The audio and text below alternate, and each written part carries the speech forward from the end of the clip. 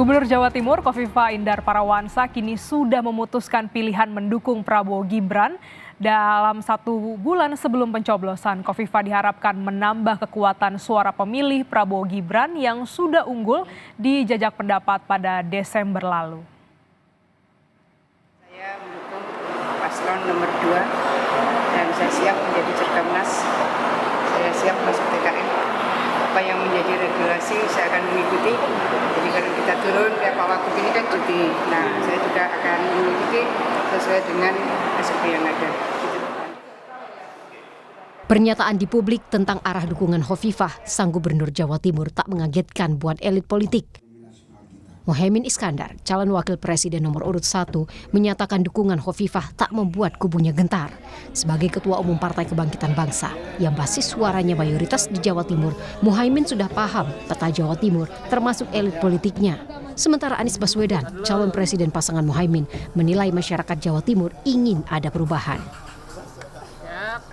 Bagaimana pendapatnya?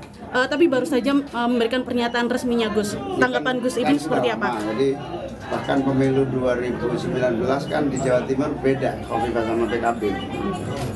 Jadi bukan hal baru. Optimis PKB tetap unggul, suaranya terbanyak di Jawa Timur. Amin, amin. Dan itu daya tahannya kuat sehingga tidak ada urusannya, itu hak demokrasi masing-masing. Karena yang diharapkan oleh masyarakat di Jawa Timur apalagi adalah keinginan perubahan. Jadi seperti saya sampaikan berkali-kali, ini bukan sekedar tentang orangnya, tapi tentang apa yang akan kita lakukan 5 tahun ke depan. Dan keinginan perubahan itu makin hari makin kuat. Tentu kita menghormati pilihan, tapi di sisi lain kita melihat kenyataan bahwa aspirasi perubahan itu makin kuat. Demikian juga buat Ganjar Pranowo, calon presiden nomor urut 3, tak aneh dengan dukungan Khofifah ke Prabowo Subianto, Gibran Rakabuming Raka, kontestan pemilihan presiden nomor urut 2. Kita yang di Jawa Timur sih bergerak terus solid, apalagi kemarin dalam ulang tahun partai Bu Mega sudah menyampaikan sikapnya terhadap situasi politik nasional dan apa yang mesti dikerjakan oleh kader. Bu Khofifah terus kemudian bergabung gitu, saya kira itu hak politik ya. Hak politik setiap orang saya sangat menghormati. Bukan capres yang gampang khawatir. Kita confident kok dari awal gitu ya. Mahfud MD, pasangan Ganjar juga tak gentar karena juga diperhitungkan dalam peta ketokohan di Jawa Timur. Prof, dukungan Khofifah ke Prabowo seperti apa di Jawa Timur? Ya enggak apa-apa, itu kan hak politik ya. Prof, hati-hati ya Prof.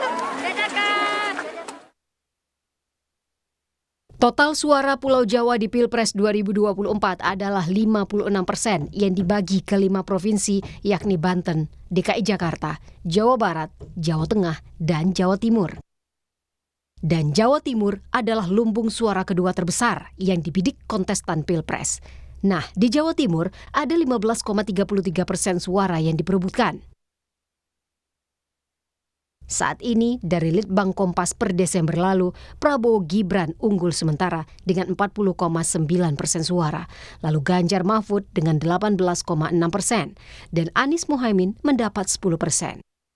Merujuk pada perolehan 2019, Jokowi Ma'ruf Amin unggul dengan 65,79%, sementara Prabowo Sandi hanya 34,21%. Kini, pertarungan masih berjalan hingga 14 Februari 2024 dengan 4 subdaerah yang diperebutkan ketiga kontestan.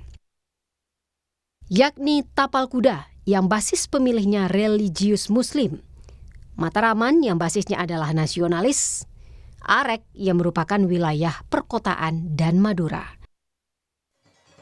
Khofifah sejak awal diperhitungkan kiprahnya sebagai pengerek suara kontestan Pilpres. Sebagai pemimpin Muslimat Nahdlatul Ulama yang berbasis di Jawa Timur sekaligus gubernur, Khofifah dinilai bisa membuat perbedaan buat Prabowo Gibran. Tapi apakah demikian?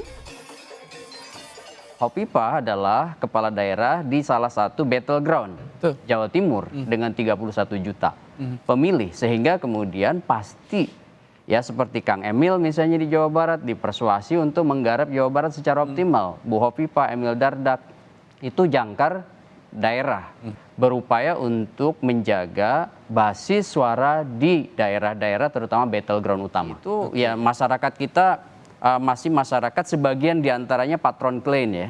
Dari piramida pemilih itu kan kita bisa lihat elit itu kecil persentasenya, tidak lebih dari 15%. Selebihnya itu atensi publik, ya kemudian di bawah yang besar, separuh lebih itu namanya masyarakat awam atau masyarakat yang kerap kali melihat tokoh atau sosok.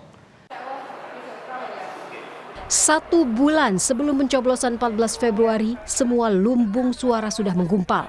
Sehingga ketokohan adalah penguatan untuk meyakinkan pemilih yang sudah terbentuk.